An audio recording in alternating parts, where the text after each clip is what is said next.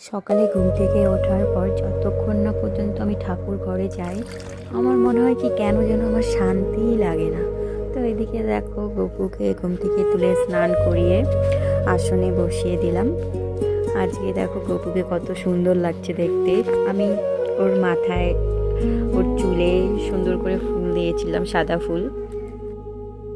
তো এই ফুলের সাজটাতে গপুকে কেমন লাগছে। তো আজকে একটা জিনিস, পিঙ্ক কালারের জবা ফুলের সঙ্গে ওর ড্রেসটা একদম ম্যাচ করে গেছে। পরে দেখলাম তো এদিকে আমার হাজব্যান্ড খেলতে গিয়ে দুটো ফুল গাছ নিয়ে এসছে।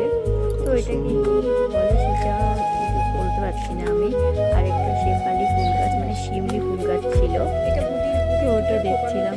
তারপরে ও আনার পরে গাছগুলোকে জল দিচ্ছিল আর বলছিল যে গাছগুলো কদিন পরে ফুল ফুটবে, এরকম কিছু একটা। ফুল গাছ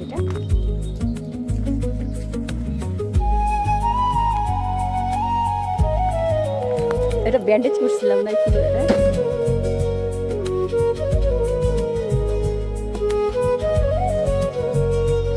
আর একটা তো আমি পাবো না, আমার থেকে উপরে চলে গেছে, তাই ওটাকে দেখাতে পারবো না, ধরতেও পারবো না।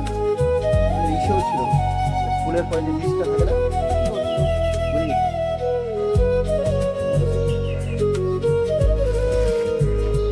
আজকের আকাশটা কেমন যেন, একবার মেঘ করছে একবার বৃষ্টি পড়ছে। সারাদিন আজকে বৃষ্টি বৃষ্টি এরকমই চলছে। তারপর আমাদের আর কি মেঘ বৃষ্টি ঝড় তুফান যাই হোক না কেন, রান্না তো করতেই হবে। তো আজকে রান্না করা কমপ্লিট করে নিলাম।